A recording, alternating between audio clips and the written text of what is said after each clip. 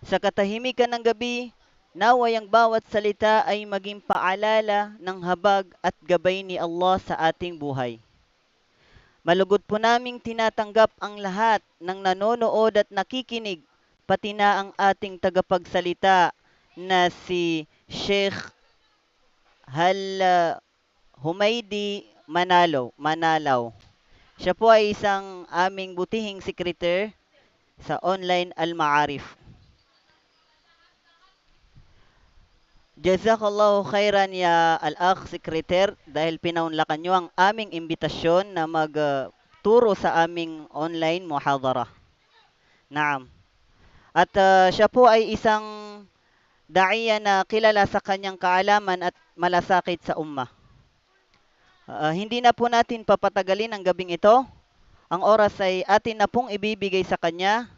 Ya akh Humaydi Manalaw, falyatafaddal mashkuran ma'juran.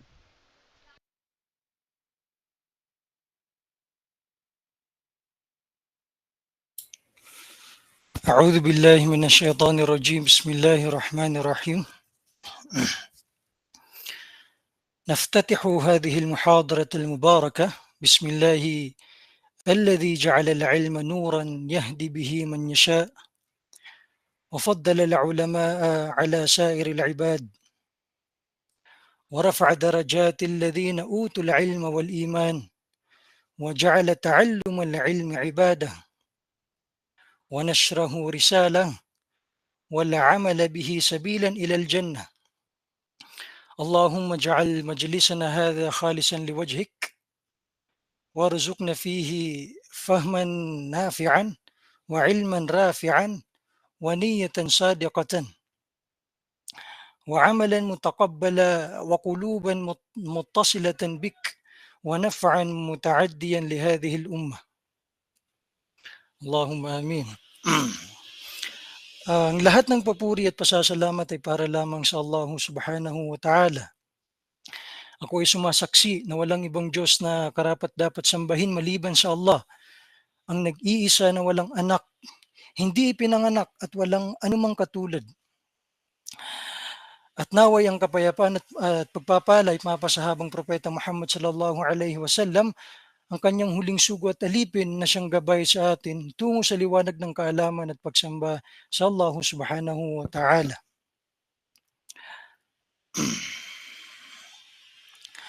Ang paksana tatalakayin natin sa muhadarang ito inshallah ay isa sa mga pinakamahahalagang talakayan, no, na nararapat pagtuunan natin ng pansin.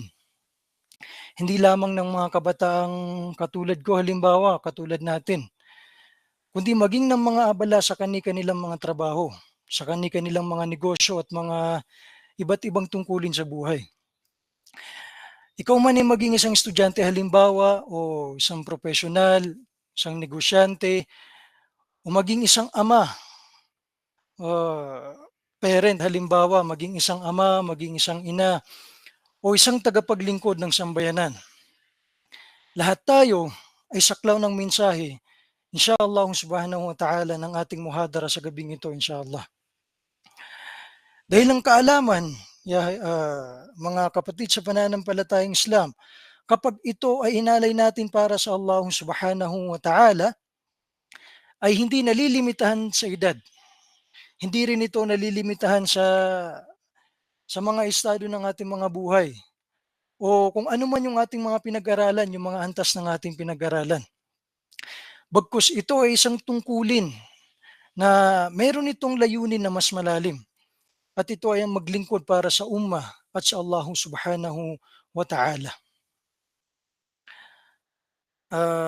Sinabi ng propeta Muhammad sallallahu alaihi wasallam, "Man salaka tariqan yaltamisu fihi ilman, sahhalallahu lahu tariqan sahhalallahu lahu bihi tariqan ila al-jannah." Sa malapit itong pagpapakahulugan, sinabi ng propeta Muhammad sallallahu alaihi wasallam na sino man ang tumahak ng landas upang maghanap ng kaalaman, no? Upang magsaliksik ng kaalaman, padadaliin ng Allah Subhanahu wa Ta'ala para sa taong ito ang landas patungo o papunta sa paraiso ni Allah Subhanahu wa Ta'ala. 'Di ba hindi dito sinabi ng propeta Muhammad sallallahu alaihi wasallam na Islamic knowledge. Hindi dito sinabi ng propeta Muhammad sallallahu alaihi wasallam na man salaka tariqan yaltamisu fihi ilman syar'iyyan. Hindi dito in-specify ng Nabiyullah Muhammad sallallahu alaihi wasallam na mag-aral kayo ng hadith. Hindi rin sinabi ng propeta Muhammad sallallahu alaihi wasallam na mag-aral lang kayo ng hadith, ng tafsir, ng fiqh. No, hindi ito ni-specify ng propeta Muhammad sallallahu alaihi wasallam. Bagkus ang kaalaman in general na basta para kay Allah Subhanahu wa Ta'ala at basta't may niyya tayo, no, may layunin tayo na maayos, magiging daan ito inshallah ta'ala sa paraiso ni Allah Azza wa Jal. Kaya inshallah dito pumapasok ang kagandahan ng tema natin sa gabing ito inshallah. As you can see sa screen natin na ang ating tatalakayin sa gabing ito ay ang learning for Allah, living for the Ummah, harmonizing faith and knowledge. Mga kapatid sa pananampalatayang Islam, estudyante man kayo, no? Estudyante man yung iba sa atin, halimbawa, o yung iba naman mga negosyante, abala sa mga negosyo nila. Yung iba naman mga nasa bahay lang, no? Busy sa kanilang mga tungkulin sa bahay. Yung iba nagtatrabaho. O kahit saan man sa buhay, lahat tayo ay may bahagi sa paksa natin ngayon. Now, ang pag-uusapan natin ngayon ay hindi lang para sa mga nakaupo sa classrooms, hindi lang para sa mga nagsasaliksik ng kaalaman sa loob ng mga classrooms, no? At hindi rin lamang ito exclusive sa mga naka-enroll halimbawa o nasa Islamic institutions halimbawa yung mga nasa online classes na halimbawa dito sa ating sa Al-Ma'arif na meron tayong online classes halimbawa, hindi ito exclusive sa mga nasa classrooms lang o nasa exclusive na paaralan. Hindi rin ito exclusive para sa mga ulama o sa mga kabataan. Ito ay para sa lahat ng naghahangad na matuto, no, para kay Allah Subhanahu wa Ta'ala.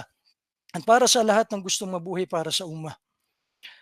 Kasi minsan nga ayuhal ikhwa, sa sobrang dami ng nangyayari sa ating mga buhay, minsan nakakalimutan natin kung bakit tayo natututo, no? Bakit tayo nagsasaliksik ng kaalaman halimbawa. No, para kanino ang lahat ng ating ginagawa sa buhay, negosyante ka man, estudyante. Kaya sa muhadara natin ito inshallah ta'ala, gusto ko na pag-usapan natin kung papaano natin may pagkakasundo ang dalawang mahahalagang layunin sa ating buhay. Una, ang pagkatuto para kay Allah Subhanahu wa Ta'ala at pangalawa ay ang pamumuhay para sa kapakanan ng ummah. Ngayon, bago tayo magsimula inshallah ta'ala, gusto ko munang tanungin, no? Panimulang tanong. Kailan mo huling natanong ang sarili mo ng mga katanungang ito? Para saan ba talaga ang kaalaman na tinuturo sa akin halimbawa? Kailan mo ito huling naitanong sa sarili mo? Para kanino ko ba ito ginagawa? No, career ba talaga halimbawa? Diploma lang, pumapasok ka halimbawa sa mga institutions, specifically sa mga halimbawa sa Arabic institutions, dahil gusto mo lang kumuha ng career o diploma halimbawa? O sabihin nating merong mas malalim na dahilan kung bakit ka nandito. So mga kapatid sa pananampalatayang Islam, bago ang lahat, talakayin muna natin kung ano yung tinatawag na ilm, kung ano yung tinatawag na knowledge, kaalaman. So yung kaalaman ay nahahati sa dalawa. Ito yung al-ilm al-syar'i at ang al-ilm ghair syar'i. Al-ilm ghair syar'i. So hindi natin pag-uusapan ano yung al-ilm al-syar'i. Alam naman natin yung mga ilm na tumutukoy sa al-ilm al-syar'i sa Islam, no? i-ano muna natin, i-specify muna natin ano yung pangalawa, yung al-ilm ghair syar'i. So yung ilm ghair syar'i naman nahahati rin ito sa dalawa, muharram at mubah. Ano nga ba yung muharram? Paano nga ba nagiging, siguro yung iba sa atin na pwede magtanong na, "Ustad, paano po ba nagiging muharram? Paano po nagiging haram yung isang ilm, yung kaalaman natin bilang, magsasaliksik ng kaalaman?" Magiging haram ito kung halimbawa is ginamit natin ito sa bagay na hindi magiging makabuluhan para sa atin. Halimbawa, you are learning, short.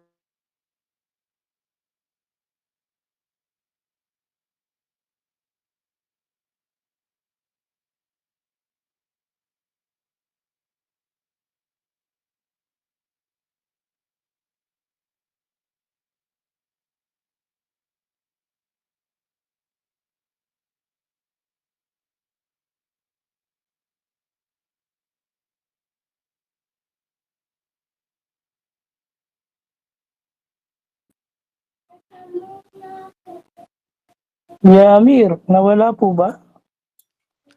Assalamualaikum. Ah, wait lang po. Kanina pa po ba nawala yung ano, pasensya na po, na-off ko siguro. Narinig niyo na po ba natin yung, panimula natin doon sa ilm? Naam. Inshallah. Ayun na nga yung al-ilm ghair syar'i na nahati ito sa dalawa, yung muharram at, mubah. Yung muharram, magiging haram yung isang kaalaman ng isang tao kapag ito ay alam niyang hindi ito magiging makabuluhan sa kanyang buhay bilang isang mananampalataya sa Allah Subhanahu wa Ta'ala. Halimbawa, 'no, let's give a very rational, example. May mga kapatid tayo na mga Muslim, tinatawag nila ang kanilang mga sarili na Muslim. Summu anfusahum biasma muslima. No, nagngangalan sila ng Muhammad, ng Fatima, pero nag-aaral sila ng dance class. Nag-aaral sila ng music class, subhanallah. Ito ay isa sa mga very rational examples na masasabi natin na muharram. Paano ito naging muharram? Muharram ito, magiging haram ang isang, kaalaman natin kapag ito ay hindi magiging makabuluhan sa atin bilang mananampalataya sa Allah Subhanahu wa Ta'ala. Another example, 'no, may iba na nag-aaral halimbawa ng astrology. Astrology is yung halimbawa, you see a constellation of stars sa langit halimbawa at night. Lumabas ka ng inyong bahay tapos tinitigan mo yung, tumingin ka sa langit. Nang dahil nga alam mo halimbawa or, alam mo na there are, or natutunan mo sa secular education at pinaniwalaan mo na may epekto yung constellation of stars o yung mga arrangement ng stars doon sa langit, sa buhay mo halimbawa. By that point on na pinaniwalaan mo yon, hindi ito magiging makabuluhan sa'yo, sa, bikaunika Muslim, sa'yo pagiging isang mananampalataya sa Allah Subhanahu wa Ta'ala kasi minsan isinasalin nila ito, halimbawa itong mga constellation of stars, itong different, arrangement ng, stars sa langit para para tukuyin kung ano yung magiging, kinabukasan nila halimbawa kung ano yung future para sa kanila, which is hindi ito pwede, 'no? Ilm ghaib para lang ito sa Allah Subhanahu wa Ta'ala. At marami pang ibang examples dito sa ilm muharram. Al-ilm mubah naman, yung mga ilm na hindi siya Islamic pero nakakatulong at hindi ito haram, 'no? Minsan mas, nagiging wajib pa sa atin ito na pag-aralan o fardu ain, 'no, is gaya nung halimbawa, gaya ng medicine, 'no, pagiging medical doctors halimbawa, o gaya ng handasa, pagiging engineer, 'no, tarbiyah, education. Ito yung mga kaalaman sa Islam na mubah, hindi ito haram na pag-aralan. Minsan kasi may mga stereotypes tayong naririnig sa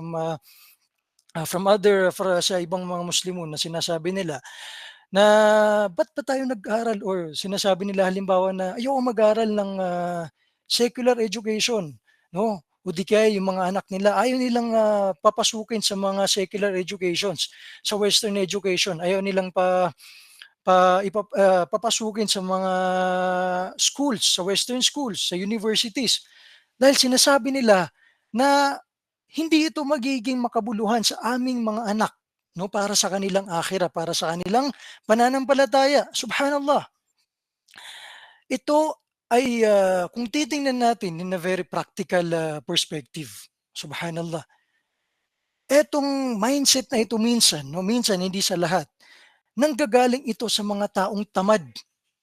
Nanggagaling ito sa mga tao na they make this as an excuse, no, para i-validate yung kanilang yung kanilang pagiging tamad, no? Ayaw nilang mag-aral ng Western education kasi nga hindi nila ito feel. Sinasabi nila ayaw nila ito kasi mahirap, ganyan. Pero ang sinasabi nila, mag-aaral na lang daw sila ng Arabic kasi hindi daw magiging makabuluhan sa kanila ang Western education. Pero hindi natin alam o minsan nakakaligtaan natin na itong mga Western or professional o mga worldly professions na ito gaya halimbawa ng medicine, civil engineering, education, ito ay minsan nagiging communal obligation. No, ano yung communal obligation? Ito yung mga responsibilities natin, mga obligations natin sa community. In fact, halimbawa, magbigay tayo ng isang halimbawa. No? In a community halimbawa o sa isang village, no, meron tayong mga mashallah, meron tayong mga doktor, meron tayong mga PhD, mga magister, mga professors sa fiqh halimbawa, sa hadith, sa sharia, sa aqida, no? Mashallah, walang masama dito sa case na ito halimbawa na meron tayong marami na mga mapagkukunan ng kaalaman sa Islam. Pero sabihin natin na sa isang village na ito, no? They failed to produce, no? Wala silang medical doctor halimbawa, wala silang ni isang teacher, wala silang ni isang medical doctor, wala silang ni isang civil engineer, no? Minsan, kung titingnan natin in a very rational perspective, pwedeng sabihin natin na yung mga tao sa lugar na ito, sa community na ito, ay makasalanan sa Allah subhanahu wa ta'ala because they failed to produce, no? They failed to produce an ilm that could be beneficial to the community. Marami tayong ulama halimbawa, marami tayong doctor sa Islam, marami tayong professor sa Islam. Pero pag may nagkasakit, no? Sino yung tutulong sa kanila para gumaling sila halimbawa? Sino yung magdodoktor sa kanila? Wala. Kasi puno tayo ng halimbawa doktor sa Islam, professors, ustad, no?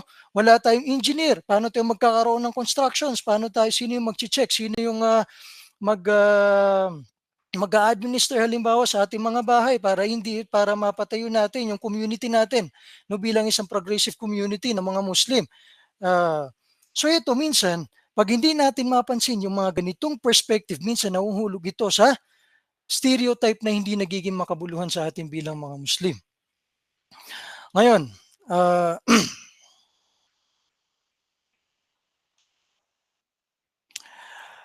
balik tayo doon sa topic natin na learning for Allah, living for the Ummah. Mga kapatid sa pananampalatayang Islam, kapag sinabi nating learning for Allah, ano nga bang ibig sabihin nito?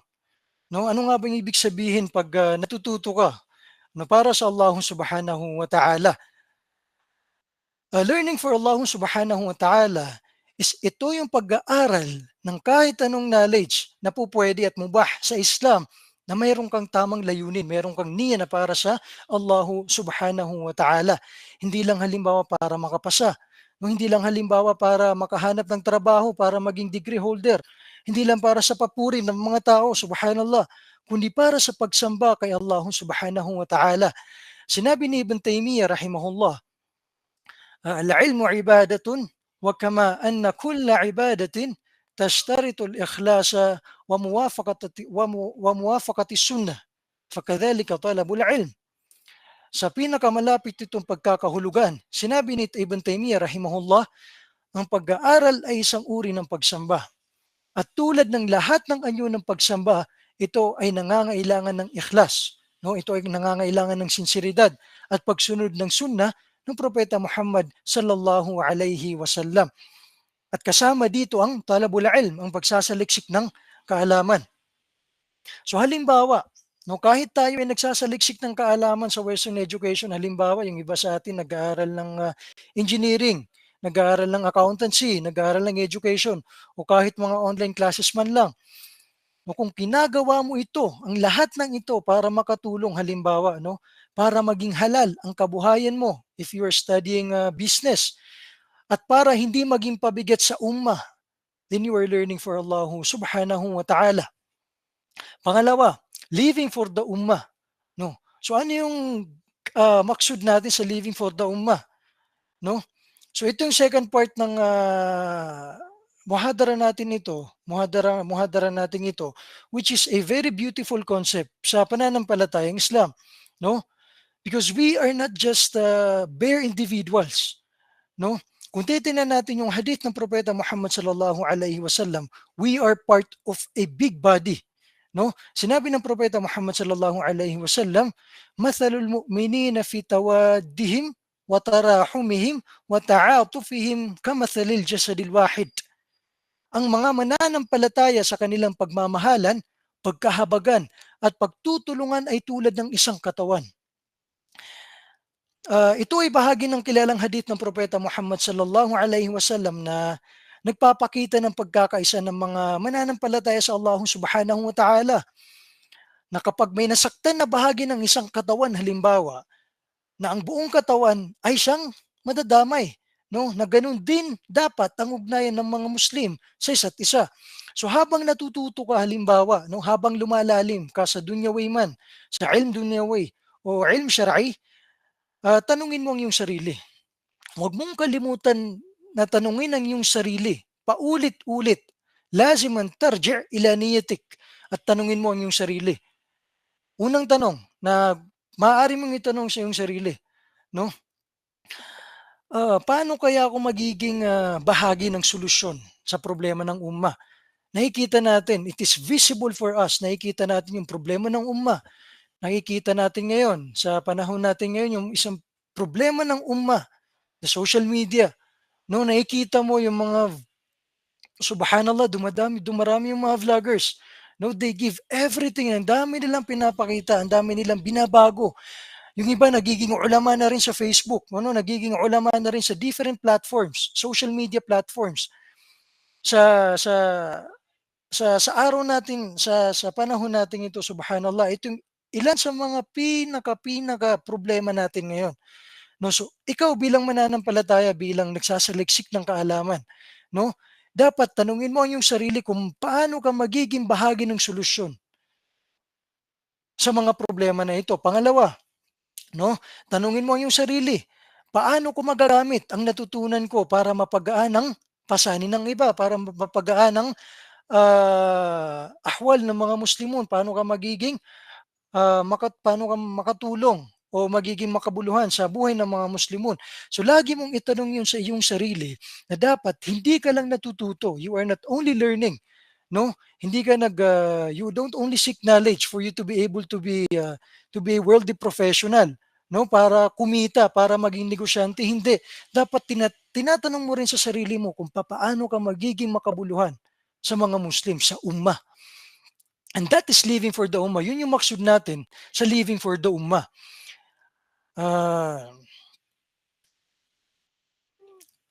Pagkatapos, ang sinabi rin natin, idinagdag natin na learning for Allah, living for the ummah, harmonizing faith and knowledge. So, alam kong isa sa mga struggle natin ay ito.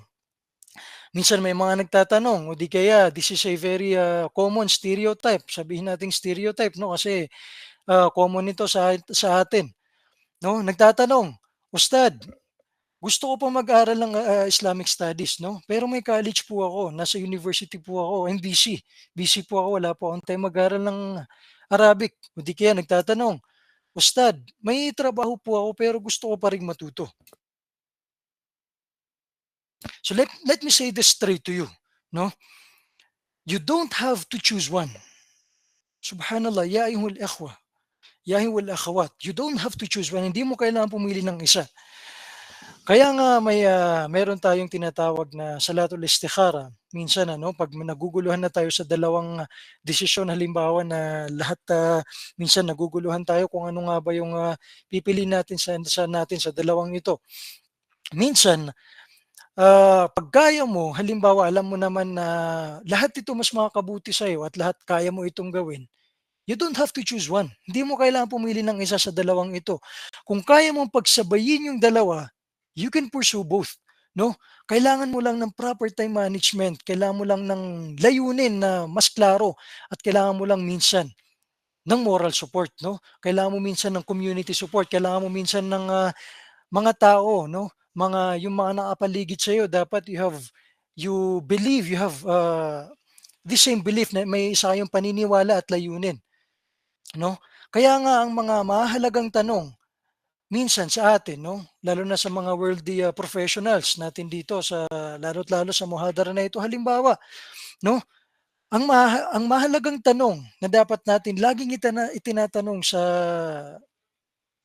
sarili natin ay hindi lamang anong course mo, halimbawa, no, hindi lamang anong course yung gusto kong kunin o ano nga ba yung course na gusto ko, o gusto kong pasukin, gusto kong ano yung course yung gusto mo. Kundi dapat yung tanong ay maging, para saan ba yung kurso mo? Ba't mo pinag-aaralan? Ba't mo pinasok yung kurso na yan? Para saan ba yan, 'no? Para kanino ka natututo? Para kanino mo paglalaanin o kanino mo ilalaan yung natutunan mo sa kursong ito? O kung maging worldly professional ka man pagkatapos mo sa kursong ito, saan mo 'to ilalaan? Para kanino ba 'to? At ano ang niyya mo sa kaalaman mo na ito? Kaya nga minsan sinabi ng Allah Subhanahu wa Ta'ala sa Quran na, "Waqur rabbi zidni ilma." No? Nagbigay ang Allah Subhanahu wa Ta'ala ng isang dua sa Quran. Siya mismo ang nagsabi na ipanalangin natin ito sa Kanya. Ng Kanyang sinabi na, "Waqur rabbi zidni ilma." O aking Panginoon, dagdagan mo ako ng kaalaman. So alhamdulillah, inshallah ta'ala, gaya nga ng napag-usapan natin kanina o nasabi natin kanina, na-mention natin kanina, na sinabi ni Ibn Taymiyyah na ang pag-aaral, ang ilm, ang kaalaman ay ibadah. At dahil ibadah ito, syempre kailangan may ikhlas tayo, kailangan natin ng layunin. Yung taos-puso talaga na para kay Allah Subhanahu wa Ta'ala, na hindi dahil gusto lang natin magmukhang matalino o gusto lang natin tagisan ng talino sa iba, subhanallah. Ang dapat na goal talaga natin ay para mapalapit kay Allah Subhanahu wa Ta'ala at para makatulong sa ummah. Sinabi ng propeta Muhammad sallallahu alaihi wasallam na khairun nasi anfa'uhum linnas. Sa malapit itong pagkakahulugan, sinabi ng propeta Muhammad sallallahu alaihi wasallam na ang pinakamabuting tao ay yung pinakakapaki-pakinabang sa kapwa. Ibig sabihin, hindi lang sapat na meron kang alam, hindi lang sapat na meron kang kaalaman sa Islam. Hindi dito basihan kung sino yung may pinakamaraming kaalaman, no? Dapat ginagamit mo rin 'yan para sa iba. At lalo't lalo dapat ginagamit mo 'yan sa sarili mo, no? Sabi nga ng isa sa mga masyayikh natin dito, sabi nga ng mga masyayikh natin dito umuman sa Al-Ma'arif na hindi basihan sa atin kung sino man yung may pinakamaraming ulum na natutunan, no? Bagkus ang basihan natin sa pagsasaliksik ng kaalaman is yung matututunan mo tapos ia-apply mo ito, no? It is about application. Siguro minsan na nai-experience natin na halimbawa sa muhadarang ito, meron siguro isa sa inyo o dalawa na meron kayong narinig o maririnig sa muhadarang ito o in our daily life, halimbawa na may naririnig tayong nasiha. Meron tayong nanilinig halimbawa na bagay, lalo't lalong ilm ito ng ilm syar'i halimbawa. Tapos nasasabi mo sa sarili mo, subhanallah, alam ko yun na. Alam kong ilm na yan, alam ko yung sunnah na yan, alam ko yung wajib na yan. Alam ko yan, natutunan ko yan dati. Subhanallah, alam mo to pero natutunan mo dati. At alam mo na ilm ito, wajib ito halimbawa. How did you forget? No? Paano mo ito nakaligtaan? Bisabab adami tatbiq. Kasi hindi mo ito in-apply sa sarili mo. So the very possible result na mangyayari is makakalimutan mo ito pag hindi mo ito in-apply sa sarili mo. So doon natin na mapagtatanto na hindi basihan sa lahat ng sa pagsasaliksik ng kaalaman is kung sino yung may pinakamaraming kaalaman minsan. Bagkus ang basihan natin dito is yung kung sino yung pinakamas maraming kaalaman at kung sino yung nagiging kapaki-pakinabang sa iba, tapos nai-apply din niya ito sa kanyang sarili. Tulad halimbawa ng mga brothers and sisters natin na kahit may trabaho na, kahit may negosyo, no, sinisingit pa rin nila yung pag-aaral ng Islam. Eto halimbawa sa online class natin dito, mashallah.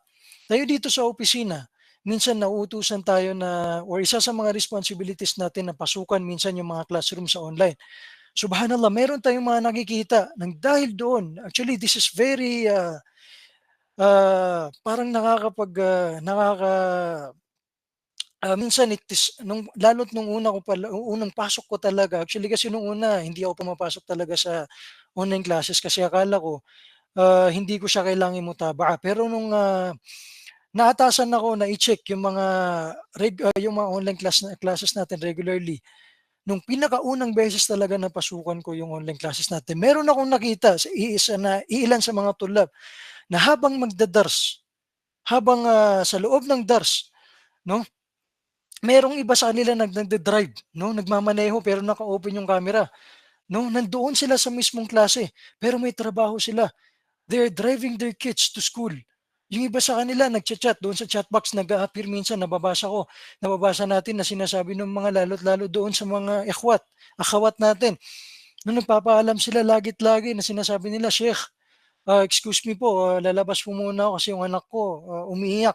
Sheikh, excuse me lang po kasi may pasyente po kami. Sheikh, excuse me lang po kasi tinatawag po ako ng amo ko, yung mga OFW, subhanallah. This is very napaka-emotional ito sa atin, no, bilang mga mananalisik ng kaalaman na paano nila kinakaya na ipagsabay yung different yung business nila, halimbawa yung mga daily errands nila. Kaya siguro hindi ko rin masisisi yung mga iilan sa ating mga tulab na hindi talaga nila nakakayanan yung burden ng online class. Nung makita ko, doon ko napagtanto na ang hirap pasukin itong online classes na ito. Pero para lamang sa Allah subhanahu wa ta'ala, para lamang matuto, para lamang hindi maging juhala sa Islam, pinasok nila yung ganitong sistema ng education, no? Kasabay ng kanilang mga daily responsibilities and errands, subhanallah. Ako po, binafsihan na ana fakhurun bikum jiddan, no, lalo't dito kanina tinanong ko si Abu Bakar, si Sheikh Abu Bakar, no, sino nga po ba, sabi ko, yung mga audience natin sa muhadara natin mamaya. Ang sabi niya yung mga online students natin, yung mga kasamahan natin sa online, tapos sa may mga ibang estudyante na galing sa labas, ganyan. Nung marinig ko na may mga estudyante tayo dito sa online, sabi ko, subhanallah, apart from the classes na ina-attendan nila every day from 8 to 12:35, no? Yun yung klase natin, regular classes natin dito sa Al-Ma'arif. 6 times a day. Kinakaya pa nilang mag-spend ng time para sa muhadara na ito sa gabi, subhanallah. I was asking myself kung paano nila ito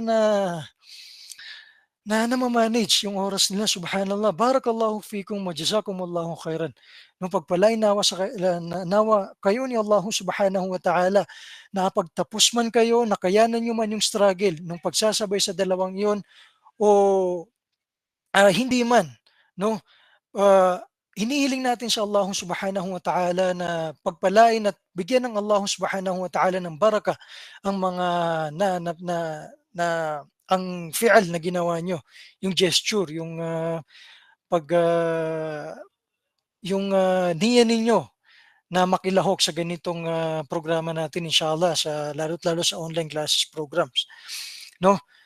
So, bakit nga ba ito ginagawa ng ilan sa atin despite their different businesses? Dahil gusto nilang magsilbi, ya ayyuhal ikhwa. Gusto nilang magamit yung kaalaman nila para sa ibang tao, no? At dito rin pumapasok yung pinaka-point natin ngayon, no? kung paano natin pwedeng pagsamahin ang kaalaman sa Islam at ang karunungan mula sa mga makamundong bagay. Kasi minsan, no, may naiisip tayo na parang, no, yung stereotypes na naman natin na kapag nag-aaral ka ng Islam, iiwan mo ng secular. O kaya naman, kapag professional ka na, hindi mo na kailangan mag-aral ng Islam. Subhanallah. We are in the 21st century and let's live to the fact na wala na yung mga stereotypes na yan. Subhanallah. If we know and if we have heard na sa Europa ngayon, specifically sa different cities ng Europe, nagiging dominant doon ngayon ng Islamic finance. Bakit? Kasi nakita ng mga Europeans, nakita ng mga nasa Gharb, yung epekto, yung konsepto ng Islamic finance na wala tayong riba, wala tayong interest. Kaya minsan nagtatanong sila, nung pasukin sila ng Islamic banking, Islamic banks, nagtatanong sila, lagi silang nagtatanong, napatanong sila sa kanilang mga sarili, papaano yung mga Islamic banking, no?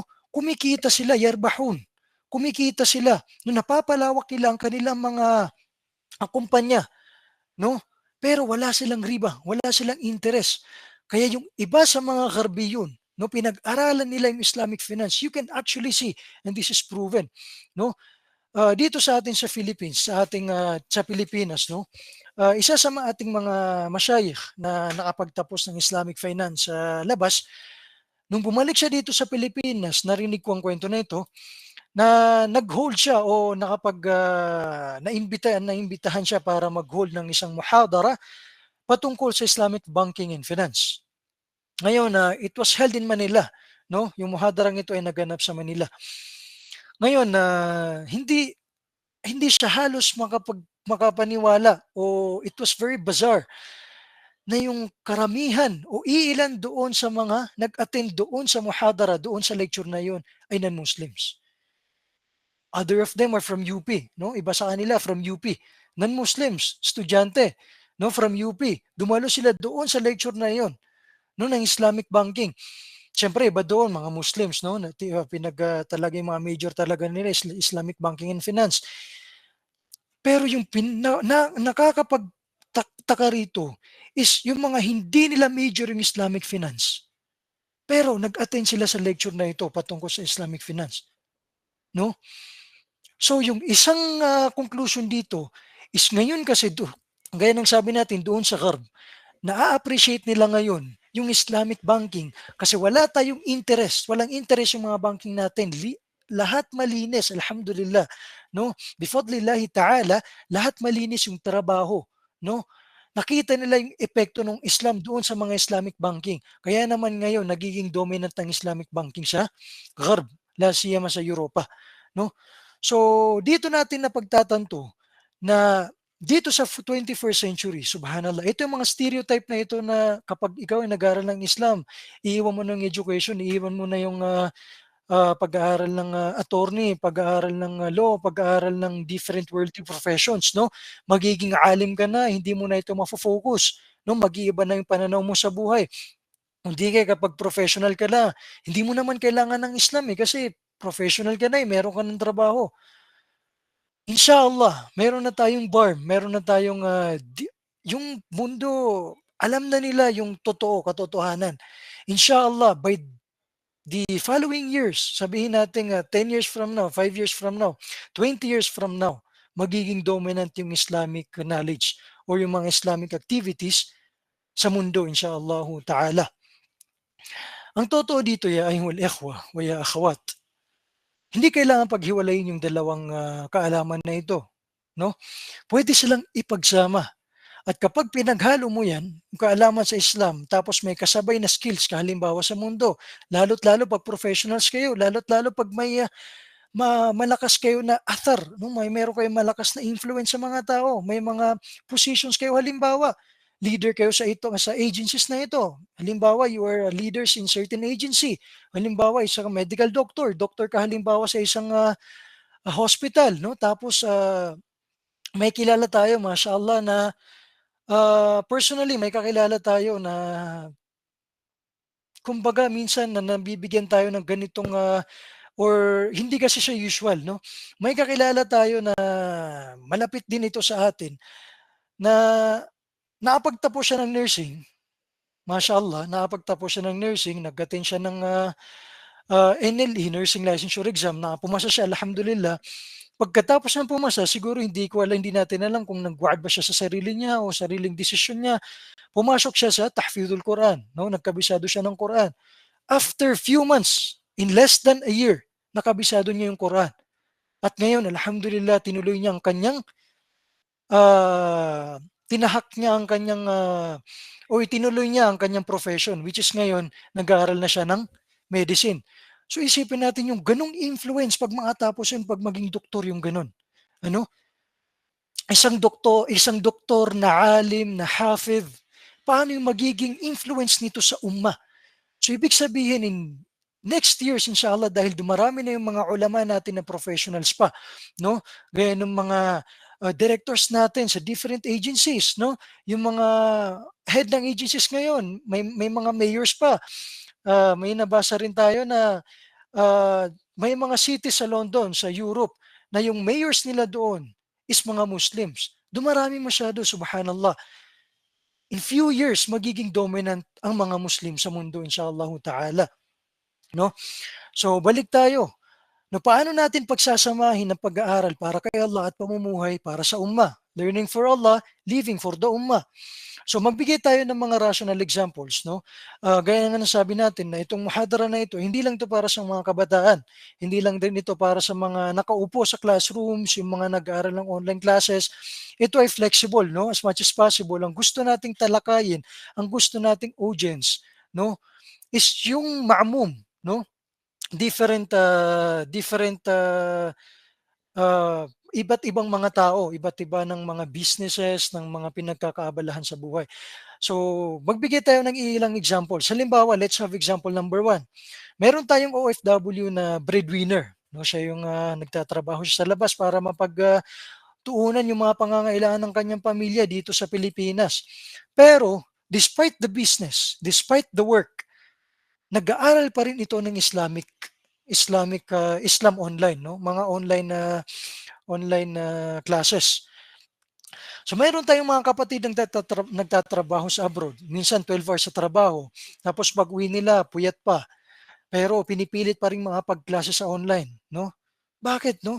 Kasi gusto nilang mas lumalim ang kanilang kaalaman sa Islam.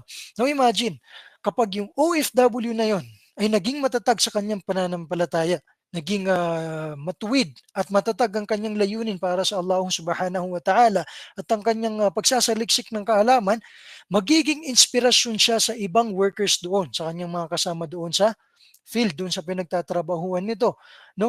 At mapapakita niya na kahit sa gitna ng hirap ng trabaho at ng buhay, kaya pa rin manatiling konektado sa Islam. And this is learning for Allah and living for the ummah. You are learning for Allah subhanahu wa ta'ala to serve the ummah. You are being an influence to the ummah, no? Example number 2.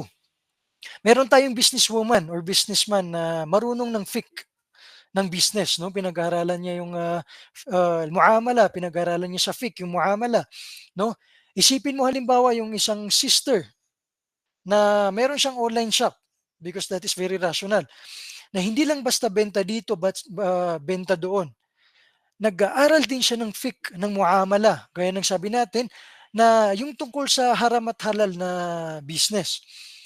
Kaya hindi siya nagte-take advantage sa kanyang mga customers. Hindi niya inaabuso yung kanyang customers at nagiging transparent ito sa kanyang mga presyo, sa kanyang business. Wala siyang interest-based na dealings sa kanyang mga customers.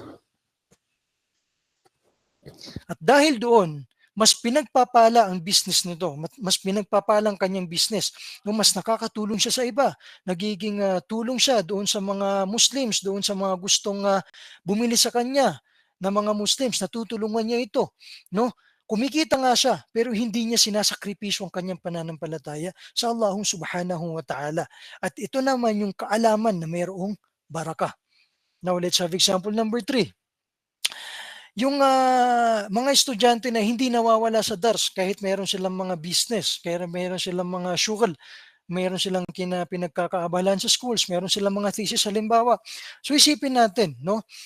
Halimbawa may mga estudyante rin na kahit na thesis week nila, no, kahit busy sila doon sa thesis nila, kahit sabog na sila sa mga deadlines, no, sinisingit pa rin nila ang kanilang mga halaka, ang kanilang mga online dars. No, kahit 30 minutes lang halimbawa doon sa Amy Shumain, may mga kakilala tayo doon sa Marawi sa Amy Shumain na hindi sila nawawala sa Fa'il Khair, doon sa Masjid Fa'il Khair despite their hectic schedule sa kanilang magkakasunod na klase doon sa MSU, no?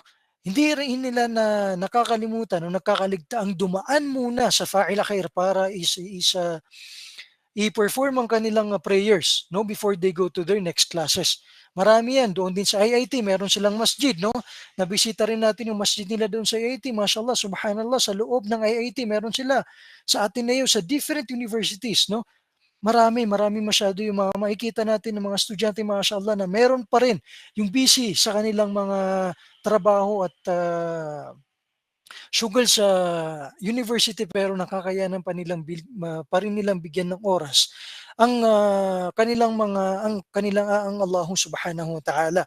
Kasi ang mindset ng talib na ito, ang estudyante na ito, is hindi ako nag-aaral para lang makagraduate. No? Hindi ako nag-aaral para lang makakuha ng diploma o maging worldly professional, maging engineer, maging medical doctor. Nag-aaral ako para mas maging mabuting Muslim. Yun yung una. Pangalawa, nag-aaral ako para mas maging useful, no? Para mas maging makabuluhan at makatulong para sa para sa umma. Yung mindset na yun, ya ayyuhal ikhwa wa akhawat, sobrang powerful.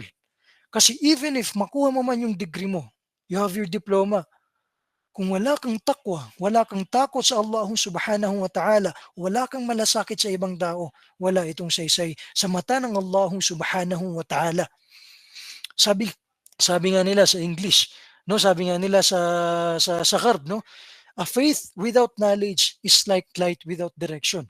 And knowledge without faith is like direction without light. Ulitin natin, no? Faith without knowledge, yung pananampalataya na walang kaalaman, no, is like light without direction, is para siyang light, para siyang light na wala siyang direction, no? Paniniwala lang. At yung paniniwala naman or yung kaalaman naman and knowledge without faith na walang paniniwala is like direction without light. Is para siyang direction na wala itong light, no? Pero kailangan pagsabayin natin yung dalawa. Example number 4. Yung tatay halimbawa na busy sa trabaho, pero nagtuturo pa rin ng Quran sa kanyang mga anak, mashallah. Yung mga tatay natin, yung ating mga tatay na busy sa kanilang mga trabaho araw-araw, pero pagdating nila sa bahay, nakakayanan pa rin nilang bigyan ng oras ang kanilang mga anak para lang turuan sila ng Quran. No, halimbawa, isang tatay, driver sa umaga, construction sa hapon, pag-uwi, sobrang pagod na. No, nakakapagod yung trabaho na ito. Pero hindi siya nagpabaya. Pinaglalaanan pa rin niya ng oras ang kanyang mga anak na turuan ng Fatiha, ng Ikhlas, ng mga kwento ng propeta, no? Hindi siya alim, pero ginagamit niya yung simpleng kaalaman niya para sa pamilya niya. And he is learning for Allah and raising a family for the ummah. Bakit? Because you as a father, or halimbawa you as a father, no, busy ka sa trabaho, busy ka para sa ikabubuhay ng pamilya mo, no? Pero pagdating mo sa bahay, yung mindset mo is hindi lang doon sa business, hindi lang para pakainin yung pamilya mo, no? Hindi lang para bigyan ng mabuting buhay yung pamilya mo, kundi nasa isip mo rin at nasa layunin mo rin bilang ama na mabigyan ng mabuting mabuting buhay at buhay yung mga anak mo na hindi taliwas sa buhay ng o sa tarik ng Islam halimbawa. Kasi ito halimbawa, itong pagkukuwento ng mga propeta sa mga anak, ito ay may sobrang malaking athar sa ating mga buhay. Halimbawa, alhamdulillah, meron tayong mga tatay na ginagawa ito. Merong isa, dalawa sa atin, o siguro lahat tayo may mga tatay tayo, no? Meron tayo sa ating mga buhay na ikinukuwento sa atin yung mga prophetic way of life. Yung buhay ni Musa, buhay ni Muhammad sallallahu alaihi wasallam, ni Isa, yung mga lesson kung bakit, yung mga lesson doon sa buhay nila, yung mga hinanakit, yung mga difficulties na pinagdaanan nila. Ngayon, bilang bata, no, we have this very amateur na mindset na kung ano man yung itinuturo sa atin, yun yung na-adapt natin sa ating mga buhay. Now, if a parent, if a father, no, pinapasok niya sa kanyang mga anak yung mga prophetic beliefs, teaching sa kanyang mga anak, lalaki ang kanyang mga anak na isinasabuhay inshallah o matututunan niya kung paano mabuhay ang isang totoo at matatag na Muslim. So mga kapatid sa pananampalatayang Islam, kung titingnan natin lahat ng ito, ang pag-aaral, ang pagtuturo, ang pagtatrabaho, ang pagtatayo ng negosyo, lahat ng yan ay pwedeng gawing ibada. Al-ilmu ibada, basta't may ikhlas. Wala ibadatu la tu'ta illa bi ikhlasin. Basta't may ikhlas at may layunin na makatulong at magsilbi sa ibang tao. Hindi mo kailangan maging scholar para magsilbi sa ummah. No? Kailangan mo lang ng puso na handang matuto at hangaring makatulong dahil sa takwa at takot kay Allahu subhanahu wa ta'ala. So mga kapatid sa pananampalatayang Islam, sa totoo lang, no, ah, habang maganda at mataas ang layunin ng tema natin na learning for Allah and living for the Ummah, na sana ay nabibigyan natin ng hustisya yung tema natin na ito sa muhadarang ito inshallah. Alam natin at naiintindihan natin na hindi ito madali para sa lahat. Sa panahon ngayon, napakaraming hamon, no, napakaraming challenges na kinahaharap ng sino mang gustong pagsabayin ng pag-aaral ng Islam at ang secular na education. And that is visible to us. Alam natin yan, marami tayong nakikita. Ganon din sa mga nagnenegosyo o sa mga professionals na gustong manatiling konektado sa kanilang pananampalataya o sa kanilang ilm. Pero hindi ibig sabihin na imposibleng gawin ang dalawang ito. Hindi ibig sabihin na imposible natin gawin ang fi'al na ito, ang gesture na ito, no? So magbigay tayo ng different challenges, dalawang challenges na these are very common to us. Unang-una, isa sa mga challenges natin sa pagsasabay ng dalawang ilm na ito ay ang time constraints, kakulangan sa oras. Lagi nating sinasabi na busy ako eh. Hindi ko kayang pagsabihin. I have so much in my plate. Halimbawa, nag-aaral ako ng law, may trabaho ako, may mga anak ako, may pamilya. Busy talaga ako. Ito na siguro yung pinaka-common na dahilan kung bakit mahirap sa ating pagsabayin yung dalawa. Na lalo na sa may mga trabaho, ano? At sinabi ng Rasul sallallahu alaihi wasallam, ni'matani maghbunun fihima kathirun minan nasi as-sihhatu wal faragh. May dalawang biyaya na maraming tao ang nalulugi. Ang kalusugan at ang libreng oras. Let's live to the fact, no? Sabihin natin, let's be frank. Let's be frank. Na kahit gaano tayo ka-busy, meron tayong bare time para magpahinga at para kung meron lang tayong tamang layunin at courage, no? Para magsaliksik ng kaalaman, siguro meron pa tayong kaunting oras para gawin ito. No, pero sinasabi natin sa sarili natin o mas minsan mas napipili natin magpahinga o bigyan ng raha yung sarili natin. Gawa nga ng maraming responsibilidad sa ating mga buhay. Pero ito yung dalawa sa sinabi ng propeta Muhammad sallallahu alaihi wasallam na marami sa mga taong nalulugi yung kanilang libreng oras na hindi nila napagkukuhanan ng hindi ito nagiging makabuluhan para sa kanila. Pangalawa na nagiging challenge natin para mapagsabay yung dalawang ilm is yung distractions. Yung hindi natin kayang pagsabayin yung mga bagay-bagay, no? Nagiging burden sa atin minsan yung pag-manage minsan sa different errands natin sa buhay, lalo't lalo sa ating mga daily responsibilities. Halimbawa, sinabi ng Allah subhanahu wa ta'ala sa banal na Quran, وَمَا خَلَقَتُ الْجِنَّ وَالْإِنسَ إِلَّا لِيَعْبُدُونَ. At sinabi ng Allah subhanahu wa ta'ala sa Quran na hindi ko nilikha ang jin at ang mga tao. Hindi ko nilikha ang mga jin at ang mga tao kundi upang sambahin ako. Hindi ko nilikha ang mga jin at mga tao kundi upang mag-alay sila ng samba para sa akin, no? Na paalala lamang, no? Na ang pagsasaliksik ng kaalaman o ang ating generally Lahat ng ating ginagawa, basta't meron tayong layunin na para sa Allah, ito ay bahagi ng ating pagsamba sa Allah subhanahu wa ta'ala. Ngayon, ano yung mga pwede nating gawin? No? These are just bare practical steps na pwede nating gawin o makatulong na alam natin meron pa yung mas maidadagdag at mas alam siguro na naitatbik nyo na at alam nyo na sa inyong mga sarili na mas effective halimbawa, pero ito ay karagdagan lamang na practical steps para sana is makatulong sa atin sa challenges na ito sa ating buhay. Unang-una is you have to sit in a or dapat magkaroon ka ng very, very, very clear intention. You should have this very sincere intention, no? Dapat alam mo kung ba't mo dapat alam mo kung ba't mo 'to ginagawa at alam mo kung saan para saan itong ginagawa mo at walang iba kundi para sa Allah subhanahu wa ta'ala. So bago ka pa magsimula ng kahit anumang uri ng pag-aaral o trabaho o secular man ito o Islamic halimbawa, gawin mong malinaw sa sarili mo na para ito kay Allah subhanahu wa ta'ala. Sinabi ng propeta Muhammad sallallahu alaihi wasallam, "Innamal a'malu binniyat." Ang lahat ng mga gawain ay nakasalalay sa ating mga layunin, sa ating mga niya, no? Ang lahat ng gawa ay ayon sa ating mga layunin.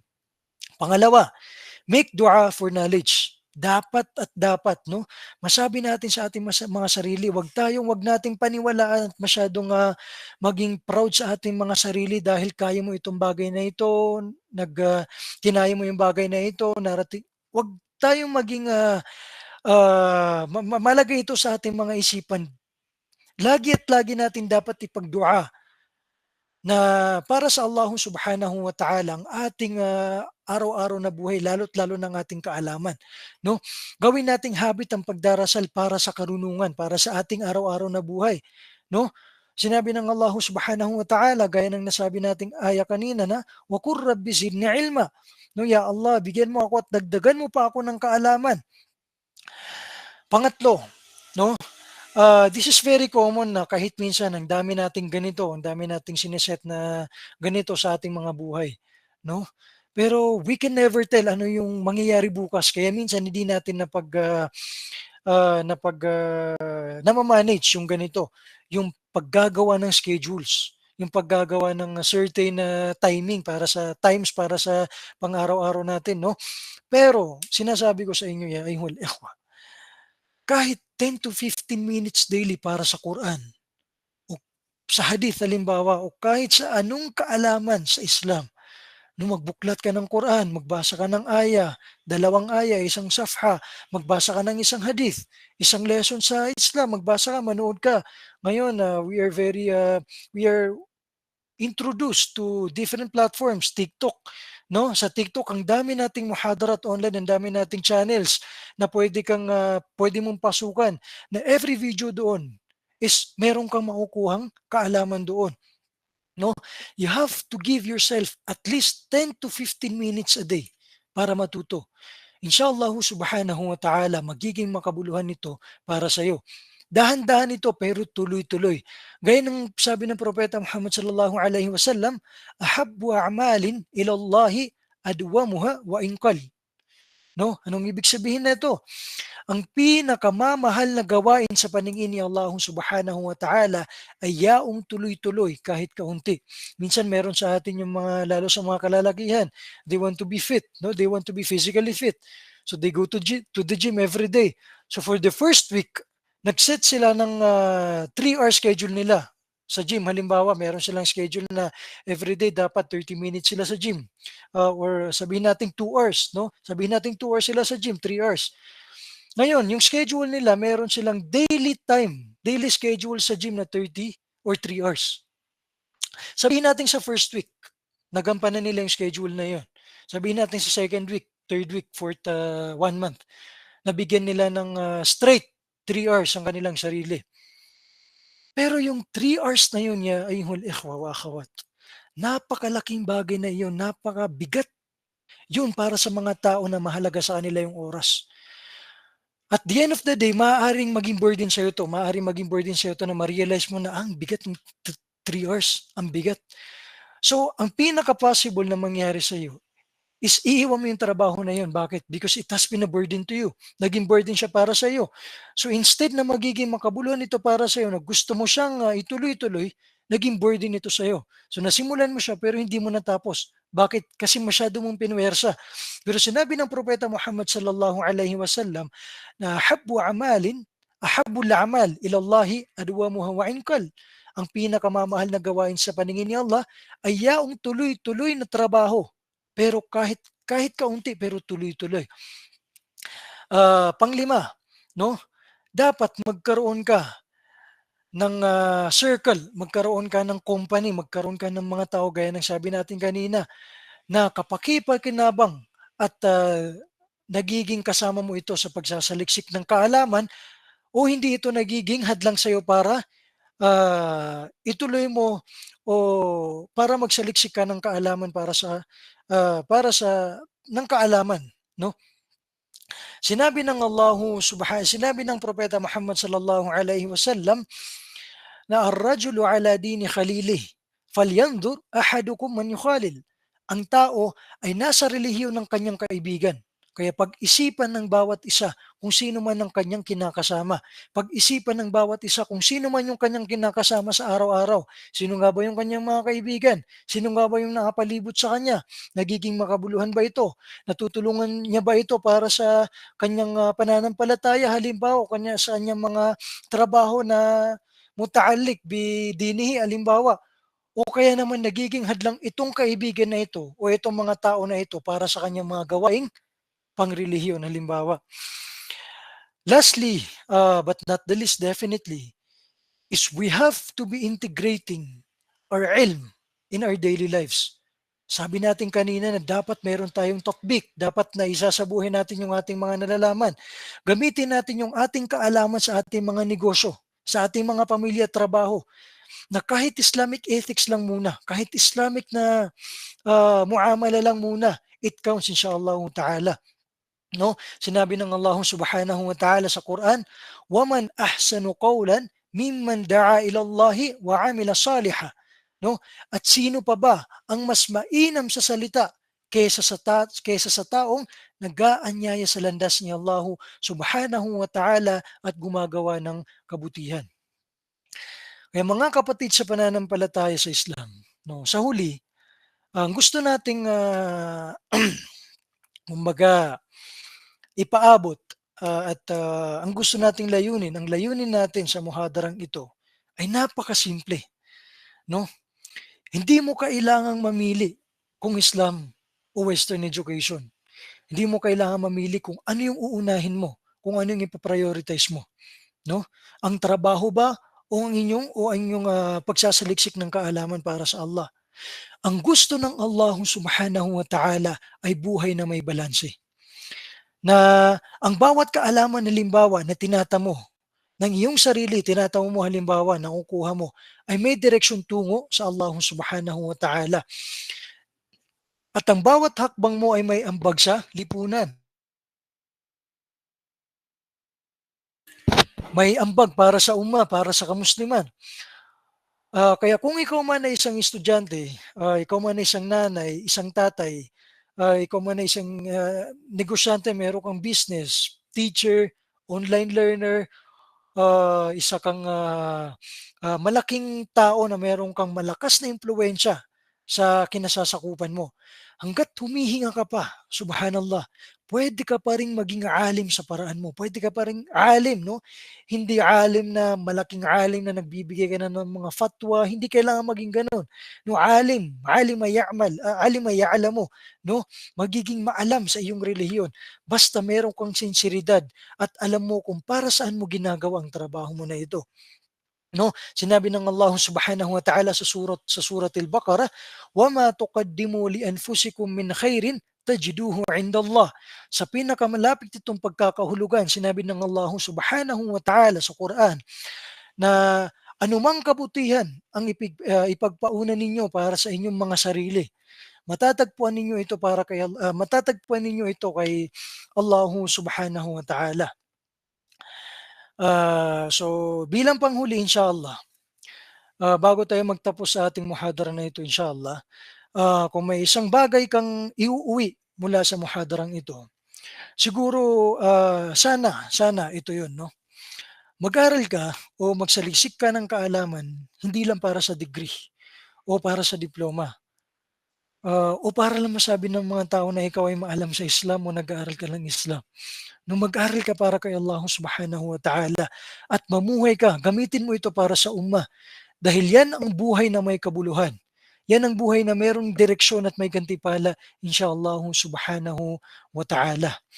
اللهم إنا نسألك علما نافعا ورزقا طيبا وعملا متقبلا ونورا في قلوبنا وبركة في أعمالنا وإخلاصا في طلب العلم وتثبيتا في الحق حتى نلقاك.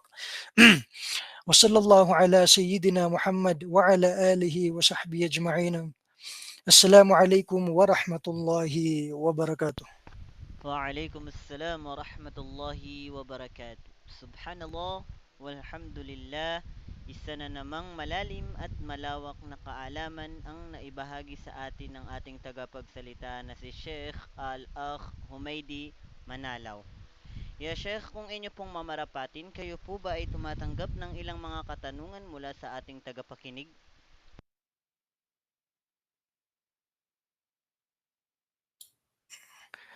Ah, siguro yung mga katanungan natin inshallah, ipunin natin ito inshallah para matanong natin sa ating mga ulama, sa ating mga scholar at mas maalam kaysa sa atin inshallah.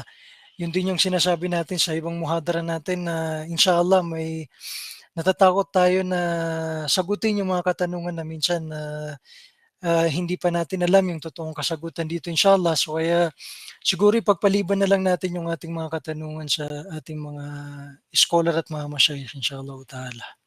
Aywa ya Sheikhana. Jazakallahu khairan sa ating tagapagsalita na si Al-Akh Humaydi Manalaw. Siya po ay isa naming sekreter sa online Al-Ma'arif na ikinakagalak po namin na makapagturo po kayo sa amin dito sa online muhadara sa Pioneers Legacy. Naam. So bilang pagtatapos po ya Sheikhana, hinihiling po namin sa inyo na magbigay ng panghuling salita at panghunahan po kami sa Kafaratul Majlis.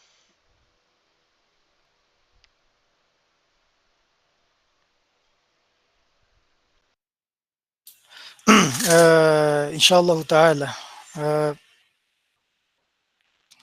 Mga kapatid sa pananampalatayang Islam, bago tayo magtapos inshallah, bago tayo tuluyang magtapos sa muhadarang ito, ako'y nagpapasalamat sa inyo, umuman, sa inyong pagdalo at pakikinig sa muhadarang ito. Sana ito ay maging makabuluhan para sa atin inshallah. Especially kay Abu Bakar, kay Sheikh Abu Bakar sa pag-imbita sa akin at nakita ko rin doon sa invitation si Akh William. No, isa rin sa mga estudyante natin si Sheikh Abu Bakar nga po pala, isa siya sa mga estudyante natin last year sa online na kasama naming nakapagtapos sa Al-Ma'arif. Sila yung first batch. Si Akh William naman is siya yung amir ng mga panibagong gagraduate inshallah sa ating online class. At sayo na rin niya, Akh Saidali. At gusto ko lamang nakikita ko po dito sa screen, no? Ang aking kuya na dati ring estudyante ng online class, si Kuya Muhaisin Manalao. Magkapatid po kami inshallah. Dati rin po siyang batch po sila ni Sheikh Abu Bakar sa online class. At ang aking kapatid din na si Wilaya. Salamat sa pagdala at sa inyong lahat inshallah. Barakallahu fikum, jazakumullahu khairan. So bago po tayo tuluyang magtapos inshallah, gusto ko lang ipaabot na ang tunay na tagumpay ay hindi lang nasusukat sa dami ng alam o taas ng narating, kundi sa kung paano natin ginamit ang lahat ng iyon para sa Allah Subhanahu wa Ta'ala ya ayyuhal ikhwa. At para sa kapakanan ng ummah umuman. Kaya huwag nating sayangin ang bawat araw na dumadaan inshallah na walang pagkatuto. At higit sa lahat, no, na walang paglapit kay Allah Subhanahu wa Ta'ala. Lagi tayong magdua, lagi tayong manalangin sa Allah Subhanahu wa Ta'ala litathbit, no? Magsikap tayong matuto para sa Kanya at mamuhay para sa kapwa inshallah ta'ala. At doon natin inshallah mararanasan ng tunay na saysay ng kaalaman inshallah ta'ala. So, magtapos tayo sa muhadarang ito sa pagbabasa ng kafaratul majlis insyaallah taala. Subhanakallahumma wa bihamdik ashhadu an la ilaha illa ant astaghfiruka wa atubu ilaih. Assalamu alaikum warahmatullahi wabarakatuh. Waalaikumsalam warahmatullahi wabarakatuh. Alhamdulillah, naway maging ilaw at gabay ang ating natutunan ngayong gabi. Hindi sapat ang kaalaman kung hindi ito isa sa buhay. Gamitin natin ito upang lalo tayong mapalapit kay Allah subhanahu wa ta'ala. Hanggang sa muli mga kapatid sa pananampalatayang Islam. Wassalamu alaikum warahmatullahi wabarakatuh.